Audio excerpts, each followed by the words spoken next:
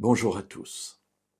Nous avons terminé notre méditation d'hier avec ce cri de Moïse qui s'adresse à Dieu et qui lui dit « Fais-moi voir ta gloire ». Alors la gloire dans la Bible, qu'est-ce que c'est? Alors tout d'abord, c'est un mot hébreu, kavod, qui veut dire lourd. On a ici le rappel que les richesses à l'époque, eh bien, c'était de l'or, de l'argent, du bronze, des métaux, des étoffes.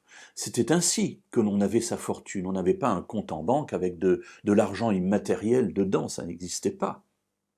Donc quelqu'un qui était riche transportait du poids. Combien pèses-tu? Combien vaux-tu? Alors quand, évidemment, Moïse s'adresse à Dieu, il lui dit dans le livre de l'Exode au chapitre 33, verset 18, « Fais-moi voir ta gloire », il n'est pas en train de dire ici « Montre-moi ton or et ton argent », quoique peut-être que c'est...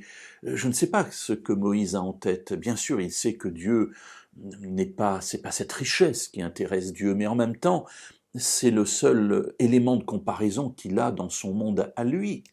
Donc fais-moi voir ta gloire, fais-moi voir toute ta puissance, fais-moi voir toute ta grandeur. Alors, quelle peut être la réponse de Dieu?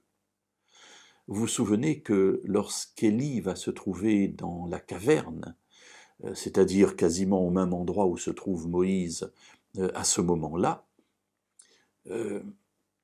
Dieu lui dit « Sors, viens à ma rencontre ». Et il y a un tremblement de terre, il y a du feu, voilà, il y a des manifestations extrêmement fortes, du tonnerre, donc quelque chose de bruyant, quelque chose d'impressionnant. Et pourtant, Dieu n'est pas là-dedans. Et effectivement, dans notre vie, nous recherchons la gloire de Dieu parfois au travers des événements puissants. On voudrait des miracles.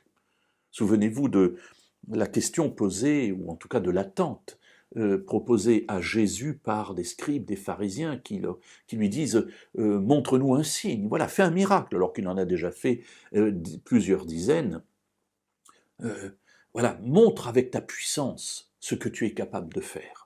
Descends de la croix et là nous croirons en toi, ce qu'il n'aurait pas fait de toute façon. J'allais dire, il n'aurait pas cru en Jésus pour autant.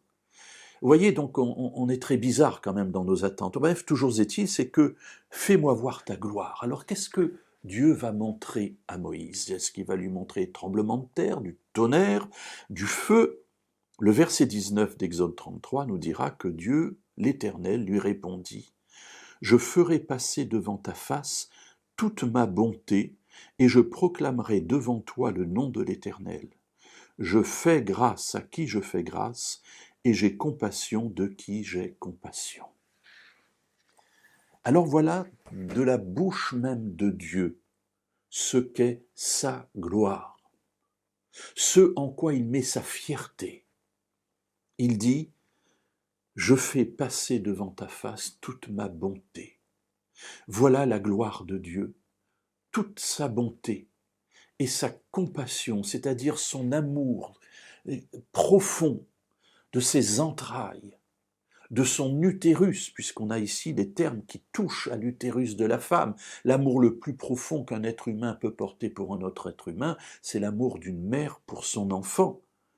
Eh bien cet amour-là, c'est l'amour de Dieu pour chacun de nous. Voilà la gloire de Dieu.